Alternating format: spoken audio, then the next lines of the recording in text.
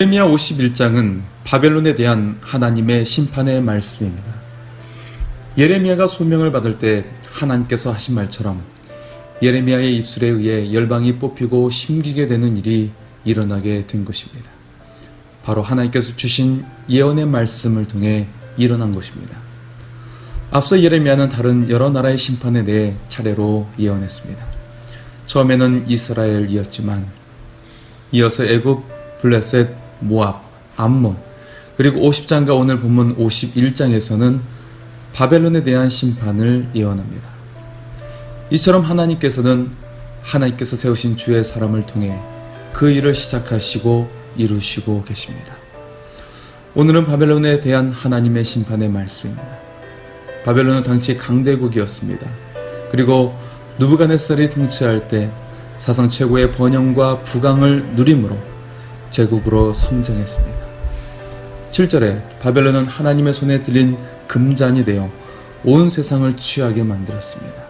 즉 바벨론을 통해 하나님의 심판이 열방 나라에 임했다는 뜻입니다. 여호와의 심판의 도구로 열방을 멸하는 권세를 얻었지만 그들은 이런 부강이 자신들의 노력의 결과라고 착각했습니다. 그들은 여전히 거짓이요 생기가 없는 신상을 만들며 스스로 수치스럽게 만들었습니다. 바벨론의 멸망을 3절이 구체적으로 묘사하고 있습니다.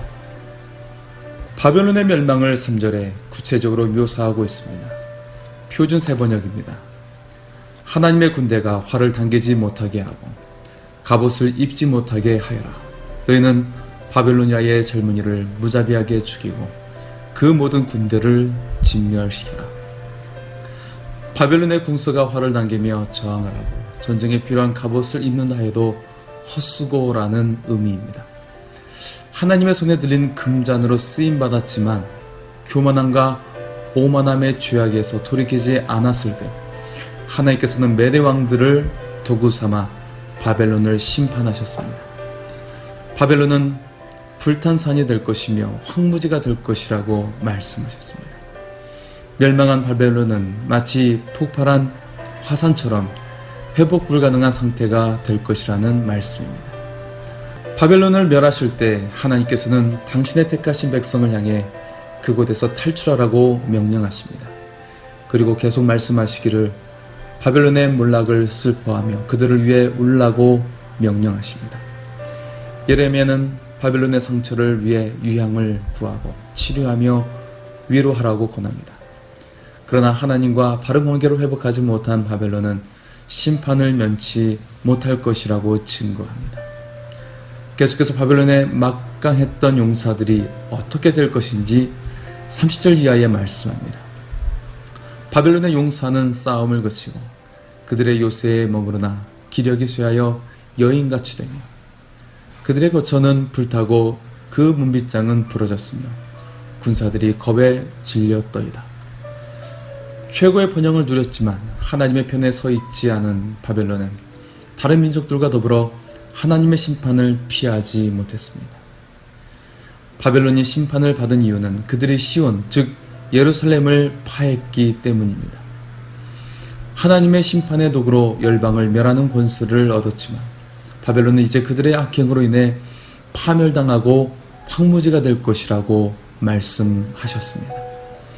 하나님의 손에 붙잡힌 바 되어 살아가는 그리스도인은 복된 사람입니다. 여기에서 중요한 것은 끝까지 하나님의 손에 붙들림으로 하나님의 영광이 함께하는 은혜가 임하기를 소원합니다. 하나님은 바로 바벨론의 죄악을 보고 계셨습니다. 그들의 죄에 대해 침묵하지 않고 반드시 공의로 심판하실 것임을 말씀합니다. 유대 입장에서는 바벨론의 멸망은 기도의 응답이라고 할 수 있습니다. 북이스라엘이 아수르에게 멸망당하고 이어 남유다마저 바벨론에게 멸망당했습니다. 그리고 바벨론의 느부갓네살 왕은 예루살렘 성전을 완전히 파괴하여 흔적조차 남기지 않았습니다.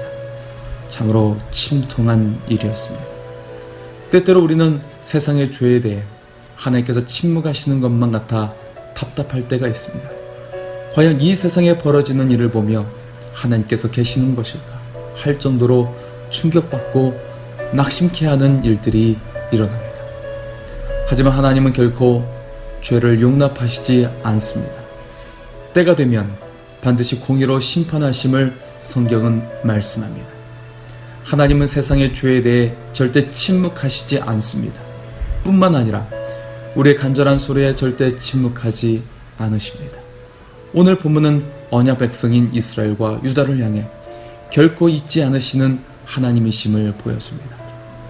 하나님은 우리의 눈물과 답답함을 절대 외면하지 않으십니다.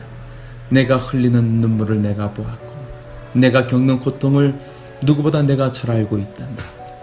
너의 신음을 결코 외면치 않으며 너희 흘리는 내 눈물을 내가 닦아주겠다. 그리고 나를 신뢰하고 기다려주려구나. 이것이 바로 오늘 말씀을 통해 우리에게 주시는 하나님의 메시지입니다. 하나님을 신뢰하고 기다릴 수 있기를 원합니다. 그리고 아직 내가 힘겹게 붙들고 있던 무거운 짐을 하나님께 내어 맡길 수 있기를 원합니다. 유다에게 다가온 블레셋의 위협은 더 이상 어찌할 수 없이 받아들여야 하는 상황이었습니다. 다만 이 속에서 하나님만 바라보고 하나님의 때를 바라볼 뿐이었습니다. 하나님께서는 바벨론 포로기를 통해 삶의 터전에서 쉽게 모일 수 있는 회당을 세워 말씀을 깨닫게 했습니다. 또한 하나님의 말씀이 기록된 성경이 정리되고 기록되어 후대에 전해지게 되었습니다. 이처럼 하나님의 놀라운 역사가 이 고통스러운 상황 속에서도 이루어지고 있었던 것입니다. 그리고 마침내 하나님의 백성은 예언의 말씀대로 다시 그들의 지위가 회복하게 된 것입니다. 당장은 눈에 보이는 결실이 없고 눈에 띄는 변화가 없다 할지라도 하나님은 하나님의 때에 반드시 선한 열매를 맺게 하여 주십니다.